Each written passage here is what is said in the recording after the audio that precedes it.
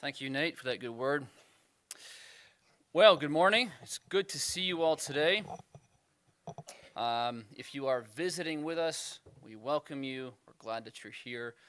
We're going to be sharing a few announcements in just a minute or two, but first, this is the second week of the month, and we like to, or we try to, when we're on top of things, have a persecution report. It's a time of sharing that helps open our eyes to what is going on in the world around us. Well, today, and particularly the church, today we have the privilege of hearing from Kellyn Bertsch, who is branching out on adventures of her own. She's been a rock-solid member of our youth group for a long time. She graduated. She went to St. Francis, is that right? And has been there now for 2 years, and has been a real mover and a shaker. I've had opportunity to interact with her over the last years, whether it's writing references or whatever the case may be, but I've been able to see the things that she's been putting her hand to, and she is working with diligence and excellence.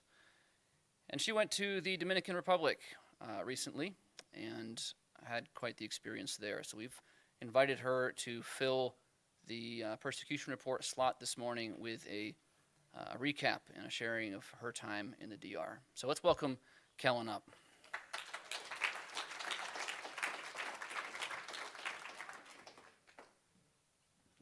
Oh, it's that one. I hope it's that one. Okay, hi. So I was in the Dominican Republic, and we were with the foundation Building Bridges of Hope. It's functions very, very close to the Haitian border, but we don't go to Haiti anymore because it's dangerous there compared to the Dominican Republic. So a little overview. We were there from the 11th to the 16th, and there's a group of 17 of us. So there's 2 professors that take a group from St. Francis every year, and then 8 students, including myself, among mostly just medical majors like pre-vet, pre-PA, pre-med, and nursing. And then 3 veterinarians, 1 vet student, a physician assistant, and 1 physician and her son was also with us. And then 2 of those days were travel, so we did 4 days of clinic and outreach in the mountains. And through that, we saw 106 medical patients, 208 kids through the nutrition station, and 525 animals. I'm assuming that was mostly vaccinations and whatnot. I don't think they actually did procedures on 525 animals, but I also wasn't with it very much. I don't know how people read that from that far. I think I have bad eyes, but so sorry, I'm gonna keep turning around. So the travel was overall really smooth. It's a very, very beautiful country. There were some issues with customs because we're taking 17 check bags absolutely full, at the 50-pound mark of supplies, which is I think probably one of the biggest impacts that we have going down there as St. Francis, especially with bringing things like vitamins for children. So my suitcase got, the one I was responsible for, got flagged in the x-ray, and the customs officer only spoke Spanish, so that was pretty fun, but it could have been a lot worse. They could, honestly, they had the right to take kind of all of it from us, and they only took a couple things, so that was good. So, and then you can see the house there, that was the girls' room that we stayed in on the right. So definitely not comfortable compared to how we're used to living in America, but compared to even the people in the mountains, it would be luxury for them compared to them. And yeah, so you kind of just have to get used to it and dig in and be willing to live how they live, and be okay, I just choose to believe that these little black bugs in my bed are ants and not bed bugs. But it was a really good experience overall. So then during the day, we'd just they're okay, we're just gonna go drive up the mountain. And I'm oh, cool, drive up the mountain. I had no idea what that meant. They literally mean drive up the mountain. You can't really tell, but it's very, very steep. And yeah, Toyota can do a lot of things I didn't know that Toyota could do.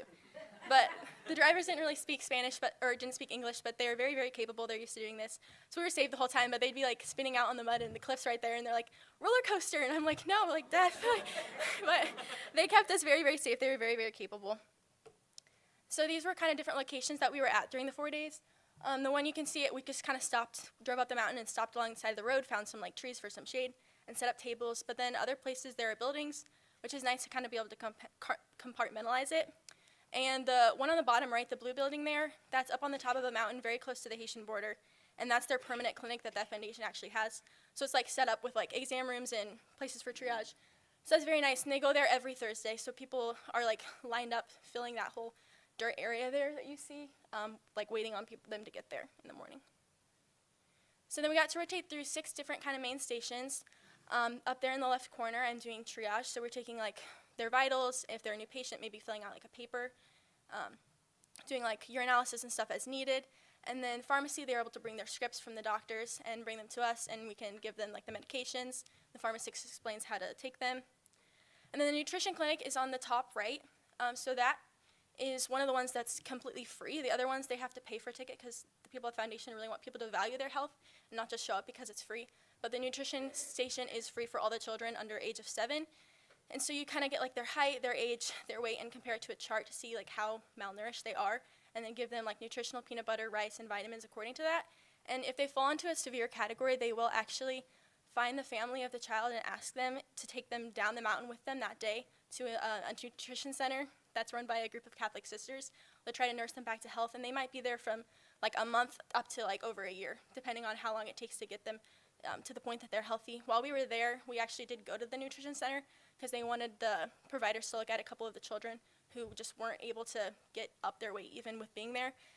There was one child, I believe he was 4 years old and 18 and a half pounds, which is pretty insane. He actually, it was very sad, he actually passed while we were there at the center while the providers were looking at him. So it's definitely one of the really big needs is the nutrition there. And then in the bottom left, I'm doing breast cancer surveys. So that's a USF specific project that's students keep like passing on throughout the years at USF because they go every year. And they're trying to kind of understand like what do they understand about sickness at all? What do they understand about health? Like where to go for help?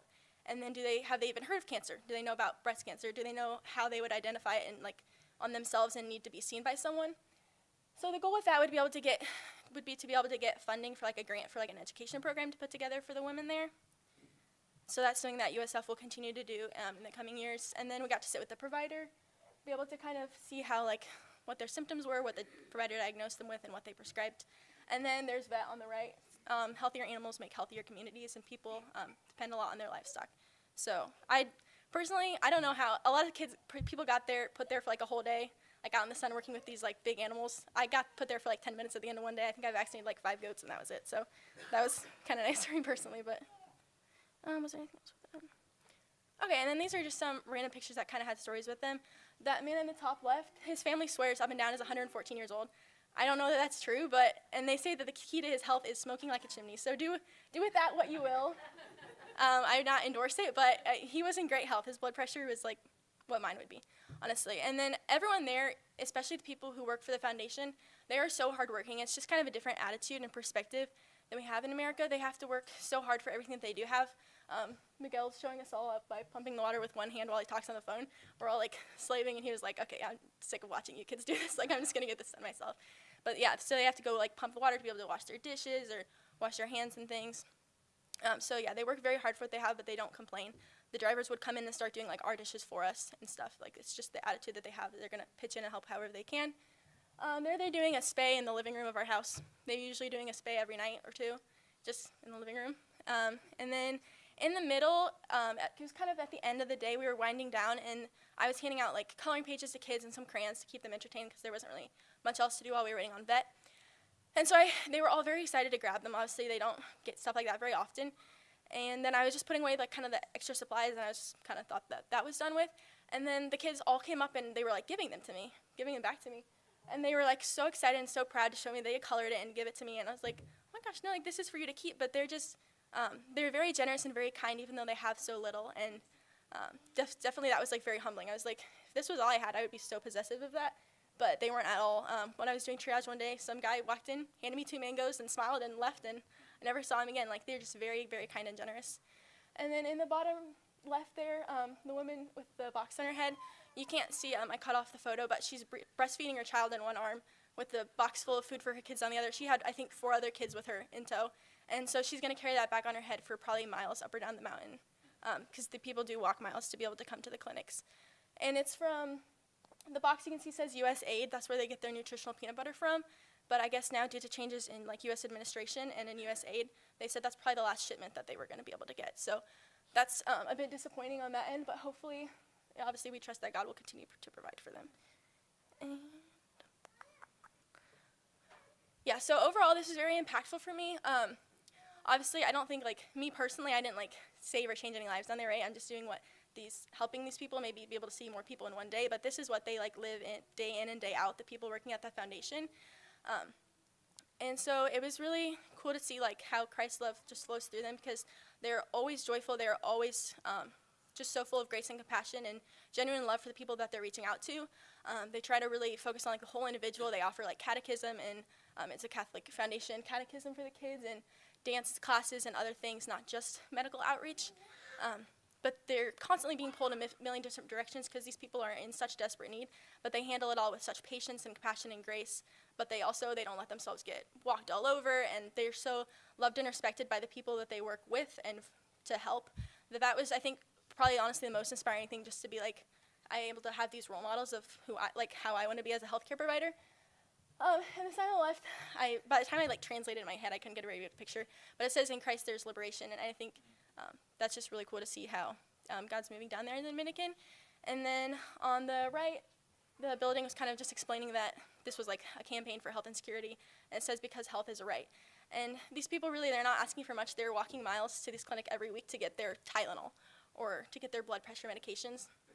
And so definitely the access to healthcare down there is just so completely different. But it's nice to be able to, it was really nice to be able to just have 4 days, even just 4 days, where I'm just okay, all I'm doing is trying to serve these people in whatever way I can, and be able to help also the people at the foundation who are doing this every day, and rotating through these different clinical locations every week. I think obviously you find the most fulfillment in serving other people. So that was a very nice change of pace. It's a lot more simple way of life, but there is something very beautiful about that compared to how we live here. And so if you'd like to continue to support St. Francis being able to make this trip every year, that'd be great. There's a Formula for Life 5K every April to support it. That's kind of the big way that they fundraise for St. Francis. It's like $15 for a 5K and a t-shirt, which is pretty cheap for a 5K. And also, I reached out to my professor. I was like, "Is there any upcoming projects or anything that you want me to talk about or mention?" She was like, "No, really, I think the best thing to do would just be to take a group from your church down there." I was like, "Okay, pause." That's not really exactly what I meant. But really, there's different roles for everybody. It doesn't have to be medical. There's things that you can do with kids. I felt completely safe down there. I felt every bit as safe in the Dominican as I do living in the country in Wells County.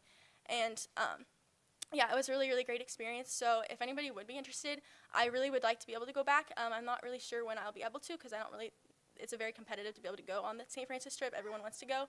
So I doubt that I'll be able to go a second time with St. Francis.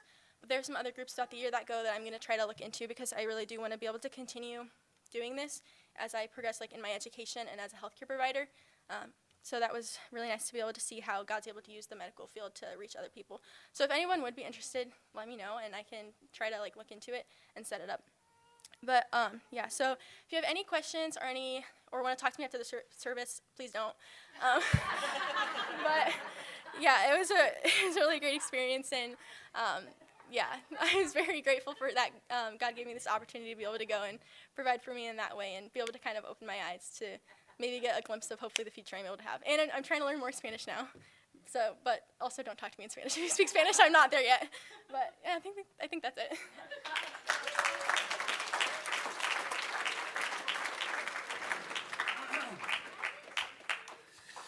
Kellyn, thank you for that good report.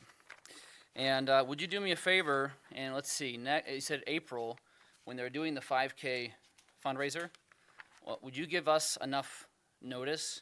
Because a couple things can happen. One, we can start a church-sanctioned 5K group. We can all get matching shirts with the church on it. And frankly, we could all do with some running. So how cool would that be if we got involved with helping to raise funds for this and had a church team that ran the 5K? I think that'd be a blast. So I'll be hoping to hear from you with enough warning to where we can kind of set that up. Okay. I also want to address something Kellyn said. She said, "I didn't save any lives or change any lives." And I want to challenge you on that, and actually the rest of us, in the small things that we do daily.